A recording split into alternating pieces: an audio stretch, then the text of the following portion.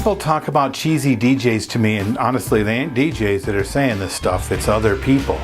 The one thing that continues to show up every time they talk about it as a thing that happens all the time is that these DJs are showing up at the events doing a show that they're really good at. In other words, they show up with their act.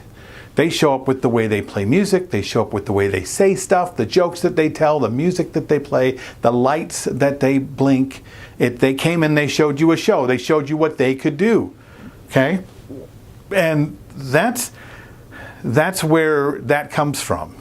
These people seeing you show up and it looks like you're there because you're cool, because you're trying to look a certain way, you're trying to be looked on as good, or you're hoping for approval. I mean, one of the reasons that we get into this in the first place, actors and DJs and performers, it's a cry for help. It's all about, we want approval, of course, and that's why we have an act. That's why we want applause. That's why we want people to cheer when we play a song. But when our audiences see that, that's what they see as the cheesy. Okay, that's the square peg in the round hole. You're just not fitting in. You're just throwing at the room the spaghetti that is you, and you're hoping that it's going to stick to the wall and not fall down. And they're like, oh my gosh, man, we need to stop it already. Okay? And because of what I just said, though, there's one small tweak you could do that would have you not be seen as cheesy and not have to be really good at what you do, which is don't show up for anybody but you. Or rather, I said that wrong.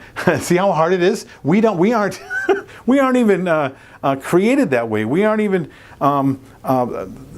wired that way. We're wired to show up and show off. Okay? What I'm saying is show up for them. Use all of those skills and tools and that show off that you have to be able to be sure they have a good day, that they have a great day. I mean, really, not just in the marketing we say, but really, you're really going to do that. You're going to do whatever it takes to make their day amazing from their perspective, and that's hardly ever what you think it's going to be. So there's ways you can practice this, because you shouldn't just show up and try this at an event. You should try this in your life. I mean, honestly, when was the last time you did something for somebody else for no reason at all? You bought them a coffee, or you wrote them a note, or you gave a gift, or you even held a door open for somebody, or gave someone, a stranger, a smile. Okay? Showed up in your life to be sure that everyone around your life is better because you're there. They had a better day. You went out of your way to sacrifice who you are a little bit for them. That your life is really not about you. Your life is about them.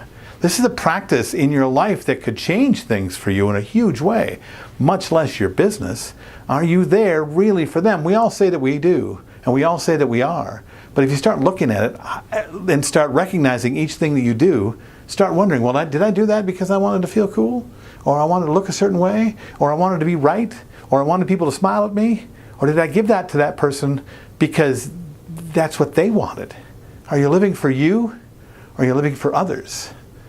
This kind of recognition of your life can change a lot of things for you. What do you think of this? Do you do this now? Do you struggle with this? Are you great at it? Are you practicing it? Because it really is a practice. Tell me what you think in the notes below, or send me an email, bill@billherman.com. Otherwise, I'll see you next Thursday on Creative License with Bill Herman. Bye.